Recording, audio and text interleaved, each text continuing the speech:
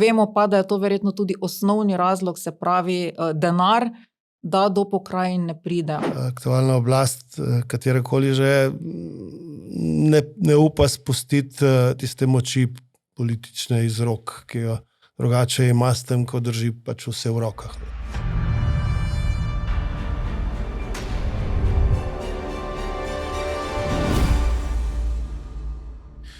Pozdravljeni v drugi epizodi Teže argumenta, podcasta, ki nastaja v okviru Državnega sveta, drugega doma, tistega manj razvpitega doma slovenskega parlamenta, ki je hkrati prvi dom strokovnosti in civilne družbe, kot radi pravijo. Eno področje, s katerim se Državni svet že dalj časa intenzivno ukvarja, je regionalizacija Slovenije, ki je hkrati zapisana v slovensko ustavo, a že 34 let ne realizirana. No, pokrajin še vedno nimamo, zato pa imamo v studiu dva strokovna gosta, ki se s tem področjem veliko ukvarjata. To sta dr. Monika Kirbiš-Rojs, generalna sekretarka Državnega sveta in strokovnjakinja za kohezijsko politiko. Pozdravljeni. Lep pozdrav. In pa Dušan Strnad, svetnik, izvoljen z področja lokalnih interesov, sicer tudi župan Ivančne Gorice in član več delovnih skupin z področja regionalizacije Slovenije. Pozdravljeni. Lep pozdrav. Naj se uvodoma še opravičim, da tokratna tema ni z področja zdravstva, kot smo napovedali v prejšnji epizodi. Zaradi zdravstvenih razlogov smo jo morali žal prestaviti na kasnejši termin. No, pa če začnemo kar z kohezijsko politiko, ki se sliši zelo učeno, skratka beseda, ki jo morda v slovenskem besednjaku pogosto ne slišimo, ne uporabljamo, morda si jo predstavljamo predvsem z neko obilico evropskega denarja. Kaj točno je pravzaprav kohezijska politika in zakaj je pomembna, gospa Kirbiš-Rojs? Ja, drži, v bistvu na področju evropskih sredstev, to je pravzaprav poenostavljeno, kohezijska politika je ogromno enih zapletenih izrazov, že od nekdaj, ampak če delaš na tem področju v praksi, pol ugotoviš, da to ni neka znanstvena fantastika, ampak so čisto normalne zadeve, normalna izvedba projektov. Je pa res, da so kar stroga pravila, ki pa jih določa Evropska komisija za svojo regulativo. Sama evropska kohezijska politika sega že v davno leto 1975, takrat je nastal prvi sklad, in sicer sklad za regionalni razvoj. Potem se je z leti razvijala, v Sloveniji pa jo poznamo od leta 2004, ko smo tudi vstopili v Evropsko unijo. Predtem smo bili deležni predpristopnih pomoči, se pravi, da smo se sploh naučili, na kak način funkcionirati v teh okvirih. Je pa res, da je izjemnega pomena za Slovenijo, zaradi tega, ker na vsakih 7 let dobimo novo kvoto evropskih sredstev, s katerimi pač potem lahko financiramo razvojne programe in projekte. Zdaj ljudje verjetno ne vejo, to bi rada povedala, da to ni denar, ki je nam dan na pladnju, ampak vsaka država članica res vsak mesec vplačuje v evropski proračun določeno kvoto sredstev, potem pa z dobro pripravljenimi projekti ta denar dejansko črpa nazaj v svoj lastni proračun. Tako da to ni nekaj, kar nam je dano na pladnju. Zdaj, ni nekaj, kar nam je dano na pladnju, pa vendar se zdi, da nekako je to način, kako bogatejše države pomagajo revnejšim, manj razvitim regijam, da se razvijajo. Zakaj je to tako pomembno, oziroma zakaj recimo je smiselno, da bogatejše države v tem smislu narekovajo, financirajo ta razvoj, ni vendarle odgovornost vsake posamezne regije, da se razvija. Zakaj torej, recimo sploh je tukaj vprašanje zdaj, ko se Slovenija, do zdaj smo bili nekako neto prejemniki iz tega, počasi bomo verjetno prešli v prihodnji perspektivi že v čez to mejo, ne, torej, da bomo postali neto plačniki. Zakaj recimo financirati razvoj nekih manj razvitih regij iz strani bogatejših? Drži, gre za neke vrste solidarnostno politiko. Tudi te države, ki so danes neto plačnice, so bile včasih v nekem drugem položaju. Določene države so se tega tudi že naveličale. To je bil tudi eden izmed razlogov, da se je Velika Britanija umaknila, se pravi, iz Evropske unije. Ne gre pa samo za to, da bogatejše države, se pravi zahodne, financirajo manj bogate vzhodne. ampak gre tudi za to, da se znotraj ene države je namen kohezijske politike, da se podpira manj razvite regije. In zaradi tega smo tudi tisti, ki prihajamo recimo iz vzhoda, iz okolice glavnega mesta, vedno glasni, da je treba pač na tiste manj razvite predvsem gledati, ker to je osnovni namen kohezijske politike. Stvari se spreminjajo, veste, da je bilo v preteklosti ogromno denarja namenjenega za zeleni prehod. Vemo tudi, da je ogromno ljudi glede zelenega prehoda kritičnih, ker ni Evropska unija ravno največji onesnaževalec okolja, če smo že na tem. Trenutno pa se je vsa logika tudi obrnila v zadnjih dneh, tako da tudi predsednica Evropske komisije von der Leyenova govori, da bomo pa zdaj dali, se pravi vsi iz vseh proračunov skupaj, okrog 800 milijard za to, da bomo okrepili svojo varnost. Tu pa mislim, da tudi razvite države članice ne bodo več tako milostne, da bo ta denar namenjen samo še manj razvitim, ampak bo borba za to kvoto, jaz mislim, da precej večja in nas tudi na tem področju čakajo revolucionarni premiki v miselnosti. Sploh za Slovenijo je to precejšen izziv, morda o tem še nekoliko kasneje. Gospod Strnad, kako vi kot župan recimo vidite to kohezijo v praksi? No, jaz najprej mislim, da je to za Slovenijo dobra stvar. Žal je še vedno po 30 in nekaj več let samostojnosti Slovenija več hitrosti, neki deli so bolj razviti, nekateri manj, in to je naša skupna odgovornost, če mislimo resno, da svojo državo razvijamo enako, se pravi, da ima še enake pogoje za življenje v Prekmurju ali pa v središču Slovenije. In ravno ti projekti ne bi to spodbujali. Zdaj, kako smo bili v preteklosti uspešni, pri tem lahko vsak pove zase. Najbrž smo si kot država tudi zastavili malce stroge kriterije za to in mnogi, kljub temu, da bi lahko, da je bil denar na voljo, zaradi različnih razlogov niso mogli pokoristiti. Se pa bojim, da tudi projekti, ki smo jih skušali skozi kohezijo izvajati, niso bili vedno tisti, ki bi ustrezali vsem merilom. Tako da, kohezija, dobra stvar, brez tega bi bili mi daleč zadaj, predvsem v skrbi za okolje, pa še kje. Se pa da stvari še izboljšati. Pa je realno pričakovati, da bi recimo nekoč v Prekmurju bil standard enak kot v Ljubljani? Jaz mislim, da je. Da samo moramo vsi delati za isti cilj. Se pravi, tukaj smo pa že pri regionalizaciji. No, se ravno, to je pa naša naslednja tema. Pokrajine so zapisane v slovenski ustavi. 143. člen ustave določa, da je pokrajina samoupravna lokalna skupnost, ki upravlja lokalne zadeve širšega pomena in zakonom določene zadeve regionalnega pomena, da se ustanovijo z zakonom, s katerim se določi tudi njihovo območje, sedež in ime, kar državni zbor sprejme z dvotretjinsko večino glasov navzočih poslancev, in pa da je država prenese na pokrajine upravljanje posameznih nalog iz državne pristojnosti ter za to zagotoviti potrebna sredstva. 34 let imamo to ustavo, oziroma kmalu bo 34 let. Kako to, da v vsem tem času nismo bili sposobni rešiti tega vprašanja? Konec koncev tudi Ustavno sodišče nam to že kar dolgo časa nalaga. Zdaj, kar se tiče tega vprašanja, bom rekla, tudi Državni svet precej glasen. Če se malo spomnimo, še najdlje smo s pokrajinami prišli leta 2008, takrat je v bistvu bila pripravljena pokrajinska zakonodaja. Državni svet jo je v preteklem mandatu nadgradil, pripravil tudi paket 5 zakonov, ki bi bilo pač treba spraviti v življenje. Trenutno vemo, da politične volje ni, zaradi tega tudi tega ne forsiramo, bomo pa definitivno pred nastopom druge vlade to še enkrat sprožili. Res pa je, da vedno, ko hodimo po terenu, po regijskih obiskih, nekako ozaveščamo ljudi, ker se zdi težava, da ljudje o tem niso prav obveščeni. Večkrat se tudi bojijo, da bi pokrajine prinesle več birokracije, tako da na tem ozaveščanju ljudi bo še treba kar delati. Jaz mislim, da je politika neodgovorna, da že 34 let ne zmore toliko moči, da bi pokrajine uvedla.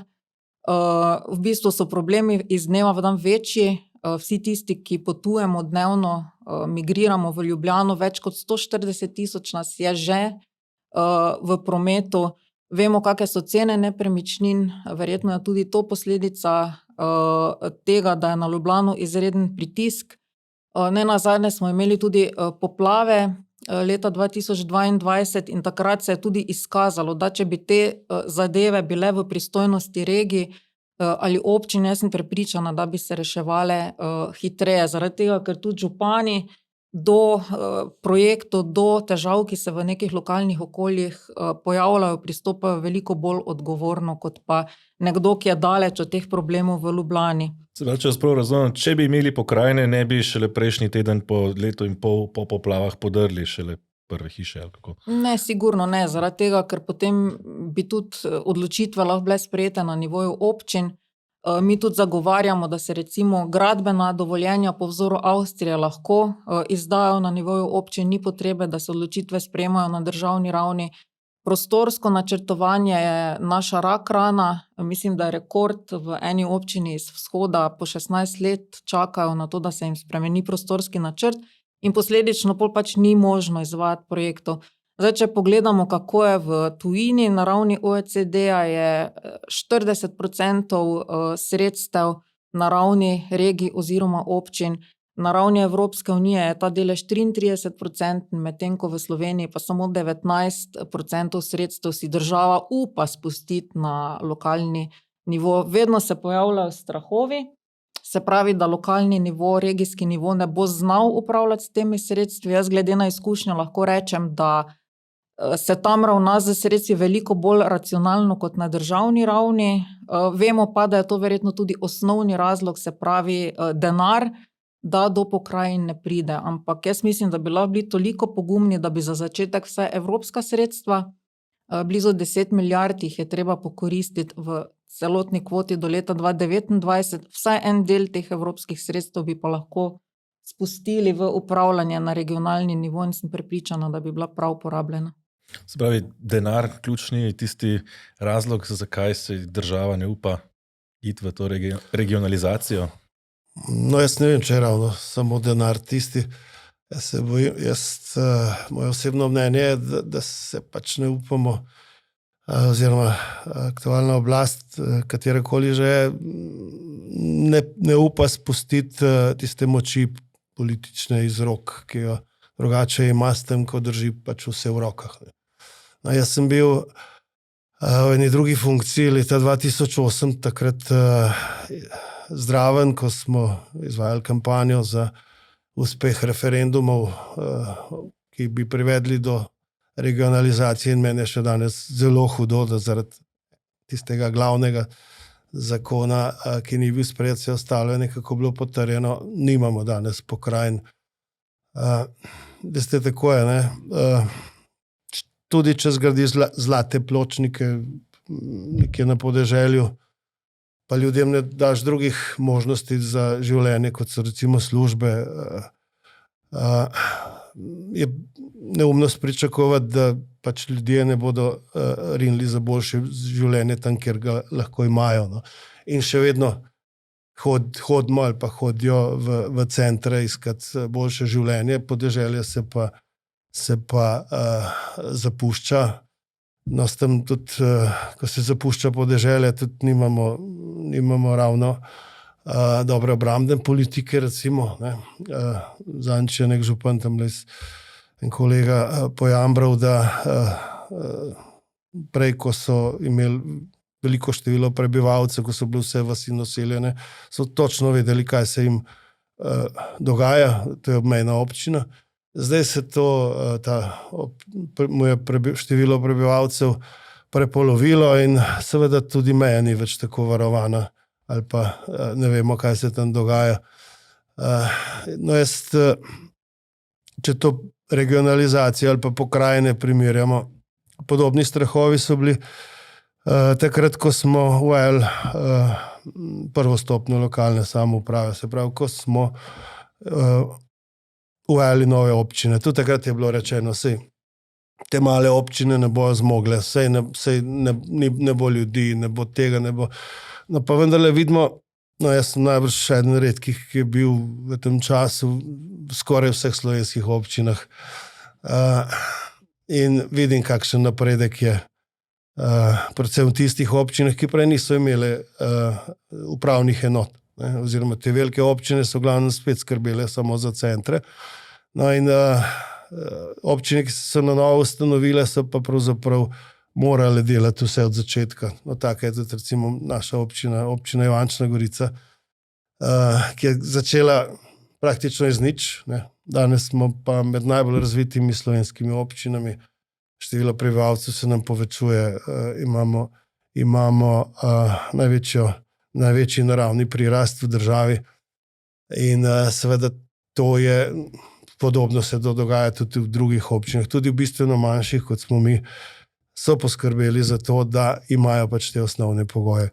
Kako v praksi recimo pričakovati ta razvoj? V smislu, zakaj recimo ne bodo pokrajine razvile zgolj recimo teh pokrajinskih središč, ne, kot ste že prej omenili pri občinah, oziroma kaj točno bodo pokrajine prinesle pri tem razvoju, zgolj tistih nekaj, bom rekel, služb tajniških in upravnih, ki jih pač prinese nova plast, recimo te regijske uprave, ne, spravi nek, bom rekel, po domače en glavar oziroma guverner, kakorkoli bi že to bilo imenovano, ne, pa nekaj teh svetnikov, pa morda nekaj tajnic in nekaj služb, ali je tu, kaj še poleg tega recimo bi prinesle pokrajine, če bi jih imeli že implementirane? Tukaj sploh ne gre za to, da bo nova administracija nastala.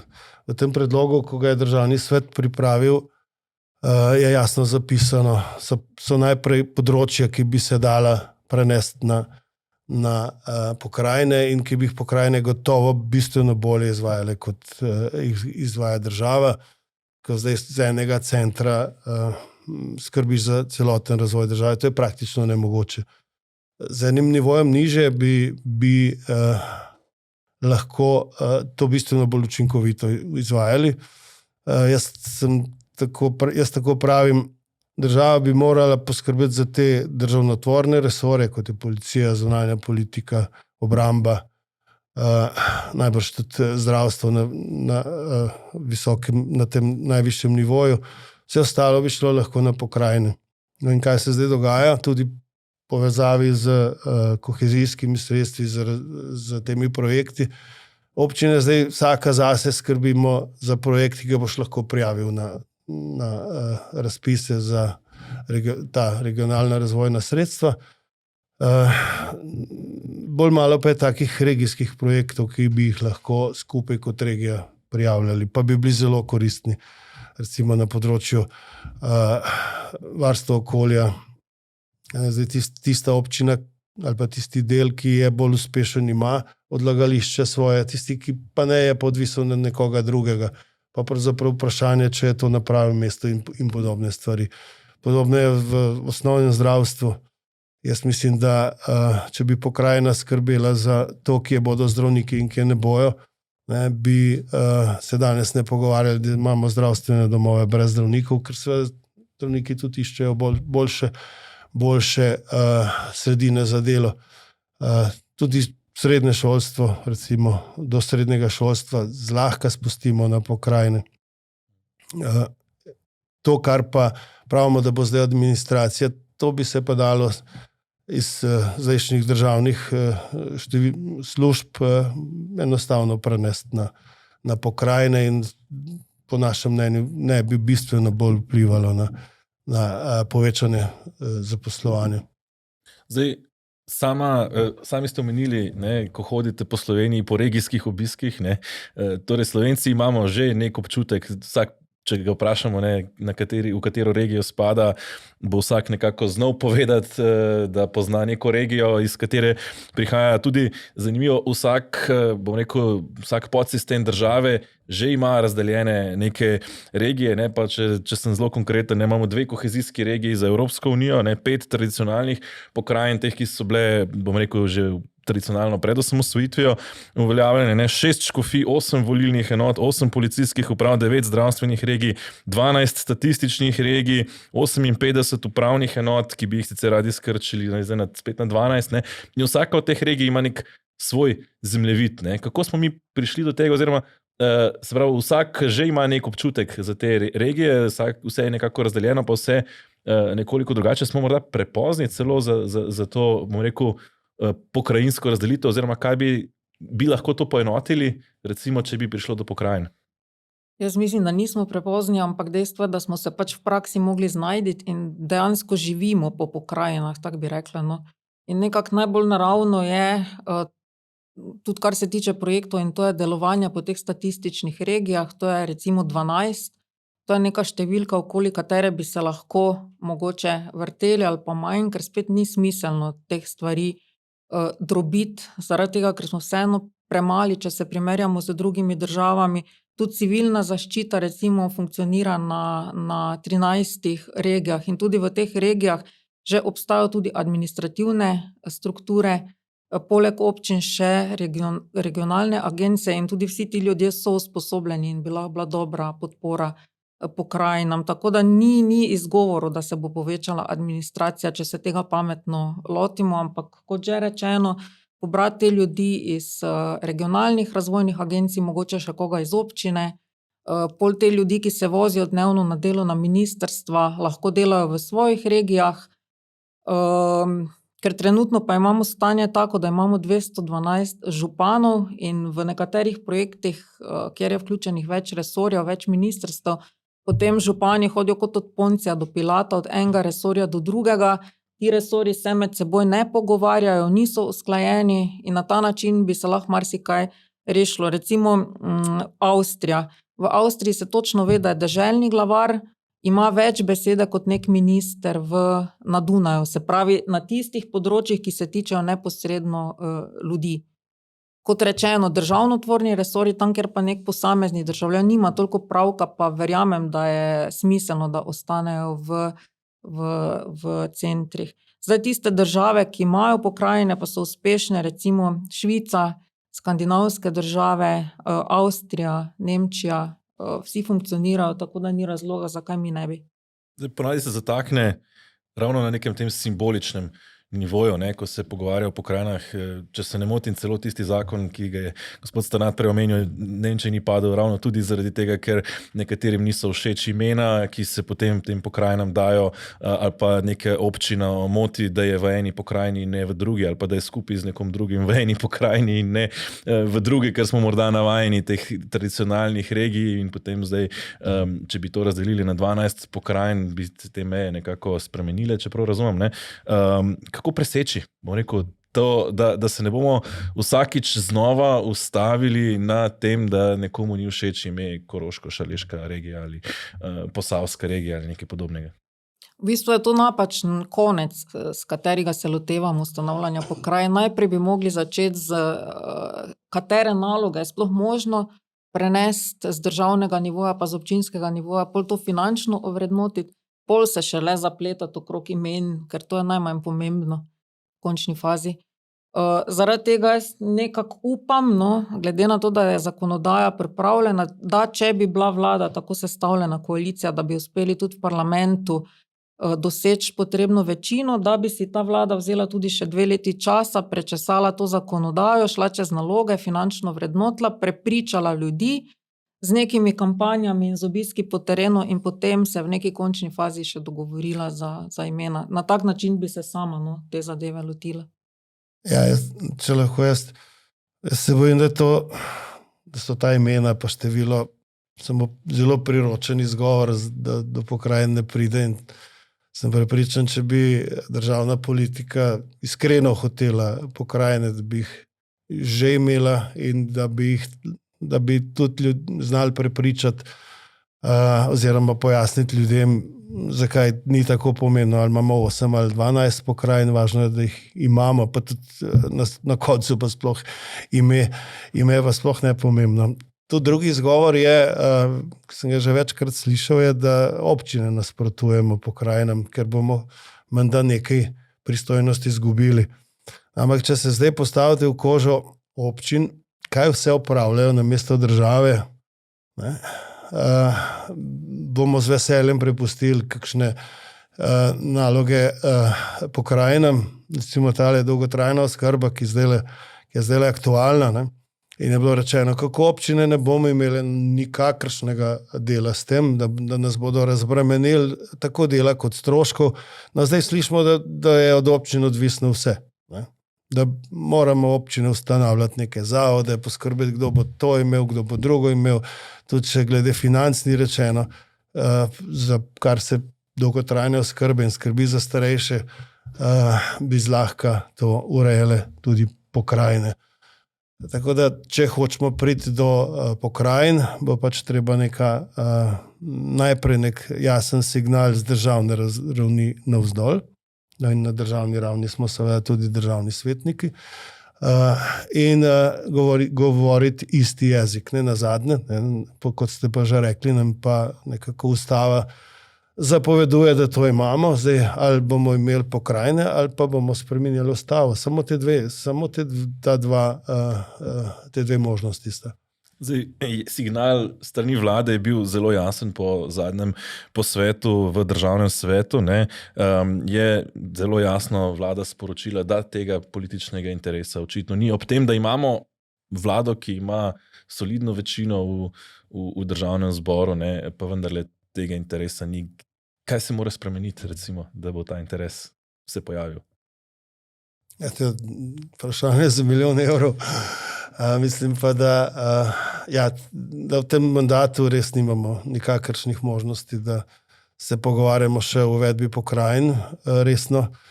Tudi tak pogovor je za začetek mandata, ne za zadnje leto. Tako da mi v državnem svetu se upe polagamo na naslednjo vlado,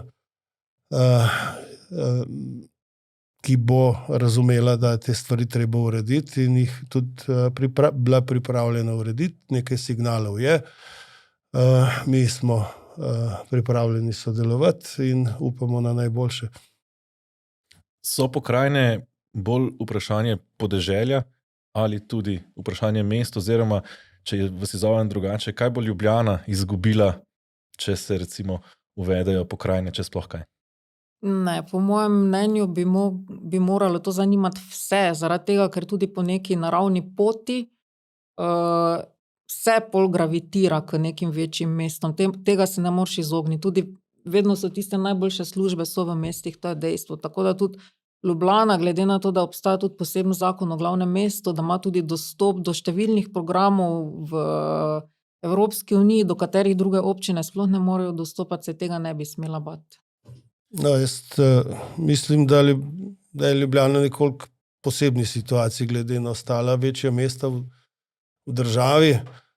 Po eni izmed variant je bila Ljubljana predvidena kot samostojna pokrajina. Vse ostale pokrajine pa imajo predvidena središča v večjih mestih. No, pa še ena stvar, že prej je bila delno omenjena. S tem, ko uvedemo pokrajine, ko dobimo, mislim, da predsednika pokrajine pa pokrajinski parlament, seveda dobimo močne osebnosti, ki bodo nekaj veljale tudi na državni ravni, in jaz se bojim, da je tudi to eden izmed razlogov, zakaj danes še nimamo pokrajin. Eden od razlogov, zakaj pa bi si jih želeli, je črpanje evropskih sredstev. Že prej omenjeno bi bilo, če bi imeli pokrajine, to bistveno lažje, konec koncev. Slovenija je med zadnjimi, če ne celo po nekaterih kazalnikih, zadnja članica Evropske unije po črpanju sredstev, manj kot tretjino naj bi jih počrpali iz obstoječe perspektive, ki se že preveša v drugo polovico. Zakaj? Kje je ta problem pri črpanju? Zakaj tega denarja, ki morda sicer, kot ste omenili, ni ravno na pladnju, pa vendarle je na voljo in je izpogajan in je za nas, nismo sposobni počrpati? Ja, je. To področje je problem. Bilo bi lažje, če bi imeli pokrajine, seveda. Prvič zaradi tega, ker bi si nekako same tudi določile prioritete. Mi smo trenutno v situaciji, tudi ko smo programirali, ker vzhodna in zahodna kohezijska regija, to je samo formalno na papirju, tudi z enega razloga, ker je na ta način pač v preteklosti Slovenija bila zmožna si izpogajati kot taka več sredstev v celoti, ampak dejansko pa potem se na državni ravni ni znalo ločiti, kaj so zdaj točno prioritete vzhodne kohezijske regije in kaj zahodne, oziroma ko so se ukrepi zbirali, je to bilo vse več ali manj isto. In tudi zdaj se vidi, ko se razpisi ven dajajo, da je to, se ne upoštevajo specifike enih in drugih. Tako da že tu bi bila prednost, da bi si pokrajine lahko same rekle, to je naša prioriteta, seveda v pogajanjih z Evropsko komisijo. Zakaj nam gre slabo, ne vem. Vem samo to, da se ljudje na tem resorju, ki je odgovoren za kohezijsko politiko, prehitro menjavajo. Vem, da je tudi v preteklosti bilo v enem mandatu tudi po 5 ministrov, to so tudi običajno ministri ali pa pogosto ministri, ki niti niso imeli dovolj moči v vladi. Sama menim, da bi razvojni minister, ki upravlja v enem mandatu z 10 milijardami, moral biti mogoče podpredsednik vlade, desna roka premierja, ki bi ga pač ostali, ki bi mu ostali tudi sledili, podobno kot minister za finance. Sploh pa si ne bi smeli dovoliti recimo take velike fluktuacije pri kadrih, ki niso funkcionarji. Zaradi tega, ker tu je enostavno preveč znanja, preveč regulative, preveč moraš upoštevati vsa pravila in si vseh teh spodrsljajev, kot si jih lahko mogoče privoščiš z nekim domačim denarjem, ne moreš privoščiti. En tak primer je recimo zadnji razpis Spirita. Jaz moram reči, da sem blazno presenečena, glede na to, kako dolgo smo v Evropski uniji. Jaz mislim, da si tega v preteklosti tovrstne blamaže ni privoščil še nihče, oziroma za njo ne vemo. In tudi sama mislim, da je prišlo tako daleč, da se je razpis pač moral razveljaviti, zaradi tega, ker je bilo vključeno evropsko tožilstvo. Če bi bile zadeve samo v naših lastnih rokah, mislim, da bi to enostavno tudi pometli pod preprogo. Dejstvo je tudi, da ko gledamo samo kohezijsko politiko, je Slovenija dejansko do zdaj počrpala nič za obdobje 2021-2027. Če gremo, to so podatke Evropske komisije, lahko pogledamo tudi zdajle v bazo, včeraj pred snemanjem sem pogledala, smo na repu, se pravi zadnji. Kar pa se tiče načrta za okrevanje in odpornost, ki se zaključuje leta 2026, pa smo na 1/3 koriščenja teh sredstev, če se primerjamo recimo s Hrvaško, oni so na 2/3. Zdaj, kar se tiče večjih projektov, jaz vem, tudi se lahko zdaj potrudimo, pa sem prepričana, da enega večjega projekta ne bomo uspeli našteti. Recimo Hrvati so se odločili, da bodo iz teh sredstev financirali most na Pelješac. Dejansko so rešili problem povezave otočja z celino in tudi kar en dobršen del evropskih sredstev so na ta način uspeli porabiti. Tako da tu so problemi res večplastni in včasih se zdi, kot da pač ni volje, da bi se delalo tako, kot se mora. Ni volje, čeprav je denar na razpolago. Kako je to logično? Poglejte, danes, ko sem šla v službo v Slovenski Bistrici, podeželski občini, obstani veliki jumbo posterji, jih bom prav poslikala, da z pomočjo sredstev načrta za okrevanje in odpornost financiramo zdravstvo. To ne drži. Res je, bile sta predvideni in infekcijska klinika v Ljubljani in infekcijska klinika v Mariboru, ampak nova vlada takoj ob pristopu je oba dva projekta izločila iz načrta za okrevanje in odpornost. Tako da bom šla prav pogledat, kaj od zdravstva danes z evropskimi sredstvi sploh še financiramo, ker po mojih informacijah nobene infrastrukture.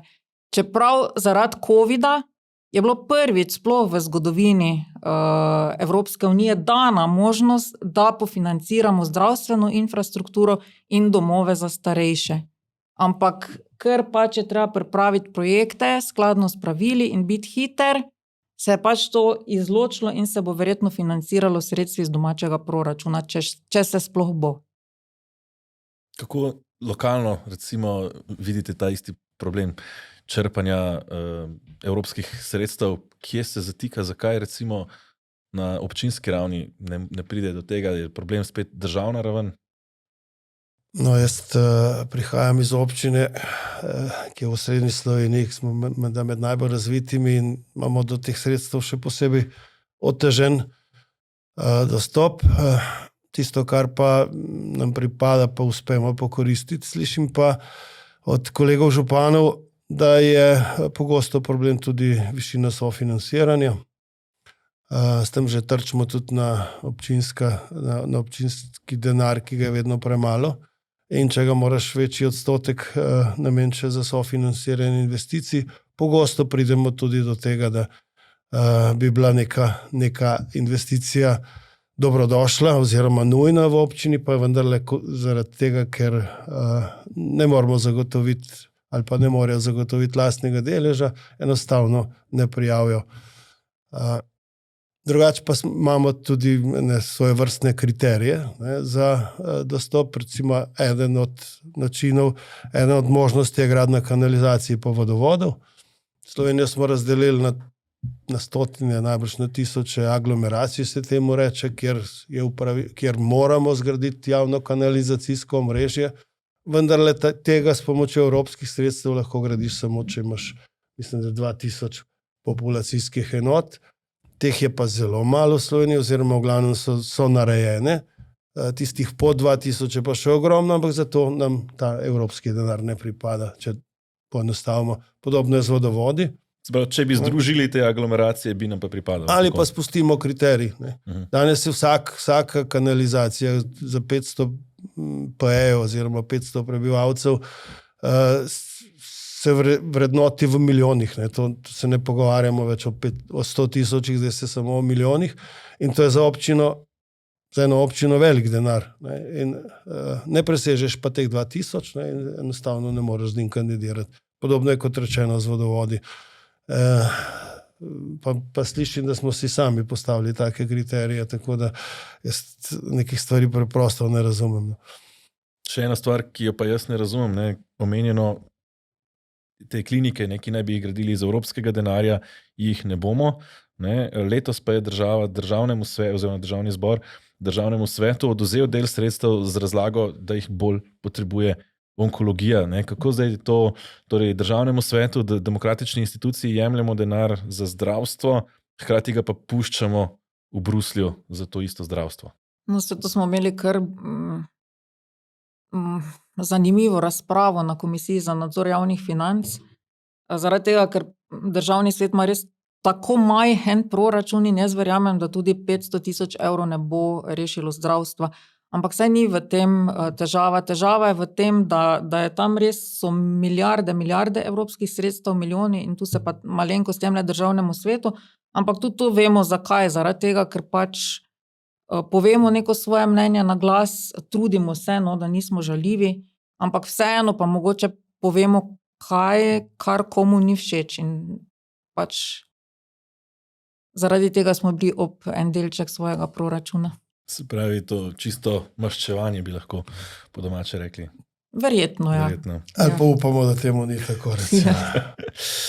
Ko smo že pri občinah in lokalni samoupravi, se zdi, da je v Sloveniji vse razdeljeno še nekoliko preveč, ne zgolj aglomeracije pri vodovodu in kanalizaciji, ampak konec koncev tudi občinska združenja. V Sloveniji imamo 3 občinska združenja, skupnost občin, združenje občin in združenje mestnih občin Slovenije. Kako to, da občine potrebujejo 3 različne organizacije, ki jih zastopajo? Jaz osebno menim, da bi bila dovolj ena, oziroma 2. Mestne občine imajo, recimo temu, svoje izzive, te manjše občine oziroma ne mestne občine pa svoje. Tako da čisto dovolj bi bilo, da imamo 2 združeni. Zakaj je dopuščeno, da je ena občina lahko v 2, celo v 3 združenih, mi ni jasno. Je pa to spet recimo priročen izgovor, kadar hočeš se kaj z občinami pogovoriti, da rečeš, da si se združeni dogovoril, občin pa pravzaprav nič ne vprašaš, tako kot je bilo zdaj pri zadnjem zakonu o financiranju občin. In je marsikatera občina s tem, kar je sprejeto, nezadovoljna.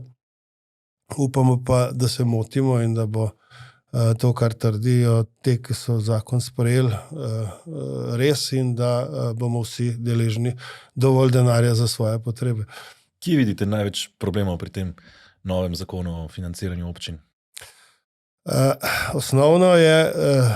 Osnovni problem je ta, da povprečnina, ki je določena in ne bi bila za vse enaka, oziroma ni za vse enaka, ampak recimo na tej osnovi gradimo, ne zadostuje stroškom, ki jih občine imamo in so vsa 3 združenja dokazovala, da za kakšnih 100 evrov striže. Ne? Se pravi, imamo več stroškov, kot jih dejansko dobimo in potem stvar, če moraš financirati zakonsko določene naloge, zmanjka za investicije, se je to ni neka višja matematika in to se seveda zažira v investicijska sredstva in v razvoj občin.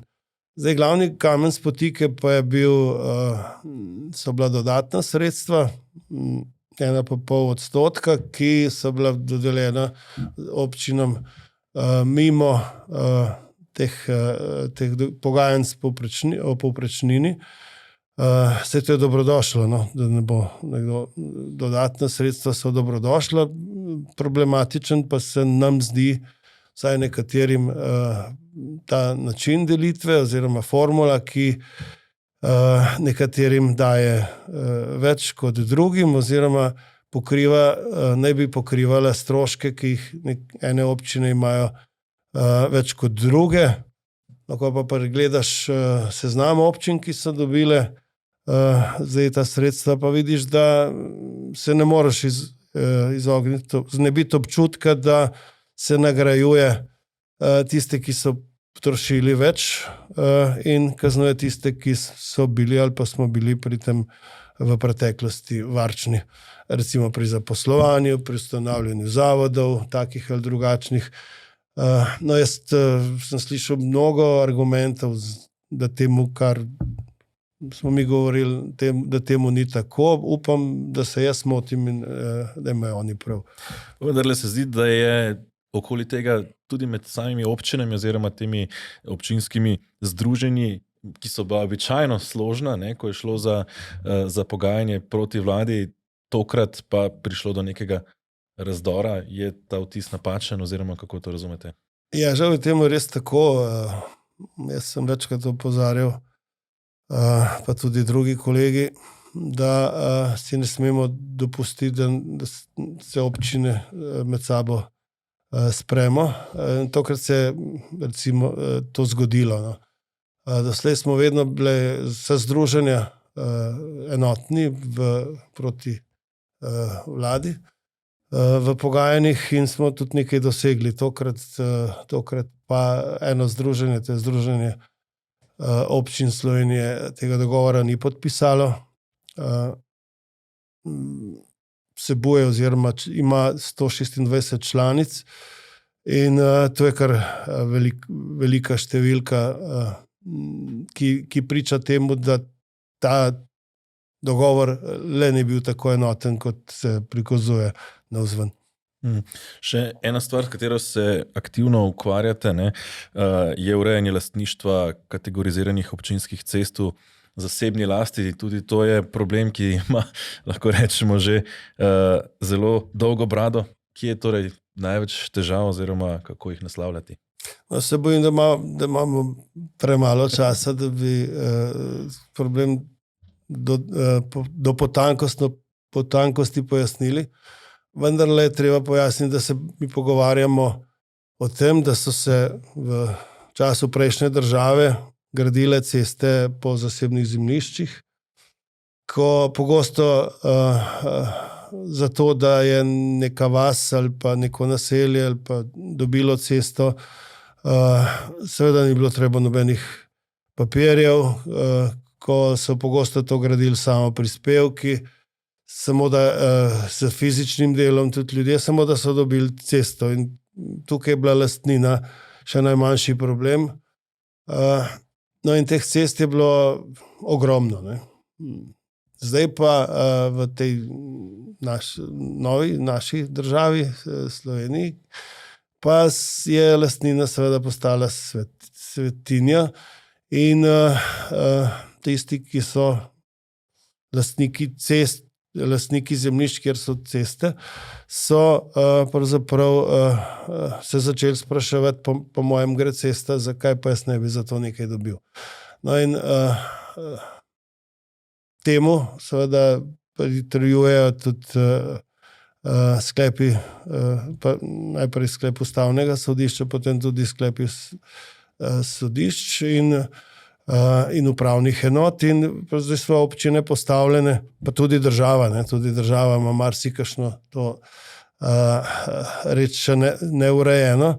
Smo zdaj postavljene pred dejstvo, da je treba urejati to lastnino, se pravi odmerjati ceste, jih prenašati v občinsko last, gre za kategorizirane ceste, in to pa za sabo seveda potegne stroške.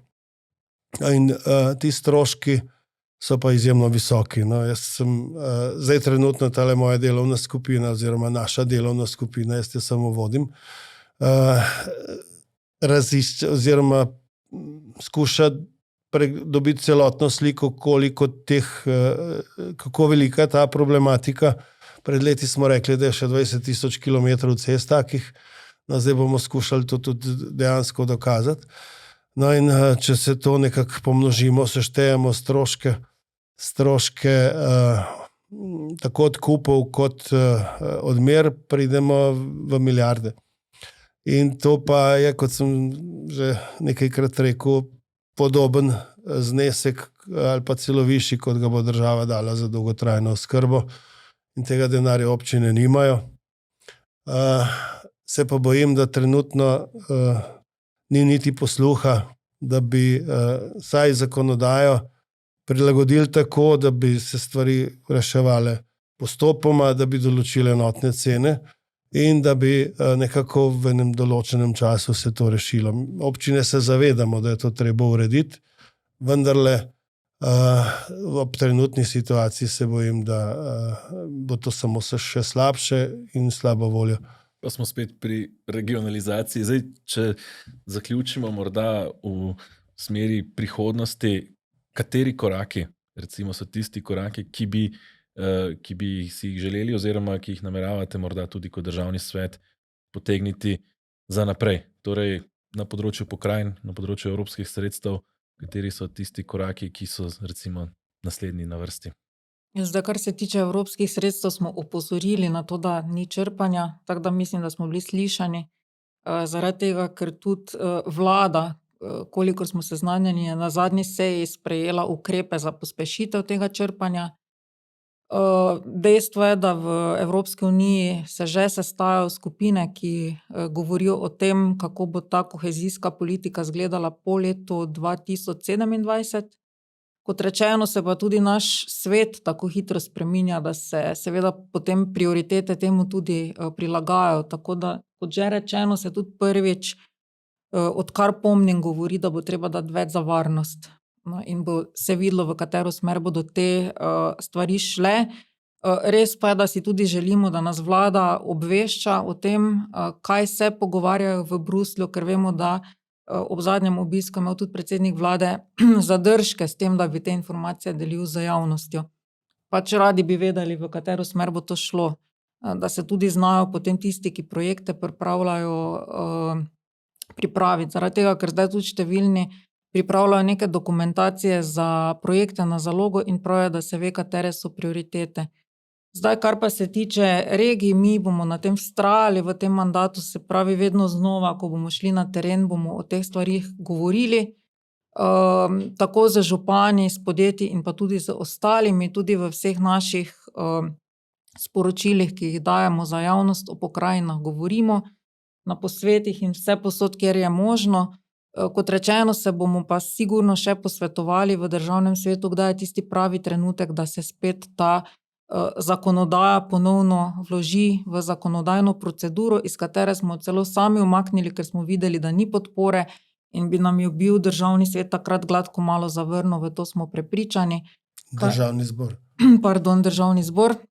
Zadnji korak, ki ga je naredil predsednik državnega sveta, ki tudi vodi delovno skupino za pokrajine, pa bil ta, da je z javnim pismom se pridružil nekaterim vidnim bivšim poslancem, profesorjem, ki so pozvali potem tudi predsednico Državnega zbora, da naj vendarle to zakonodajo ponovno obravnavajo v proceduri.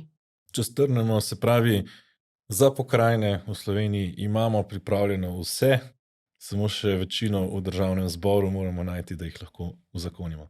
Vse je pripravljeno, iskreno, no, še enkrat je treba prečesati naloge, zaradi tega, ker zadnji predlog je pripravljen v tej smeri, da bi bilo treba spreminjati več kot 160 zakonov, kar si lahko predstavljate, da je verjetno za en mandat preveč. Se pravi, k temu projektu še enkrat racionalno pristopiti v neki novi vladi, si vzeti 1 leto časa, da se to prečisti, se finančno ovrednoti in potem se lahko uvede. Čas je pa ravno primeren, ne, če se uvaja dolgotrajna oskrba, ne, z letošnjim letom, torej bi pokrajine na tej točki tudi zelo prav prišle, če prav razumem. Tako je.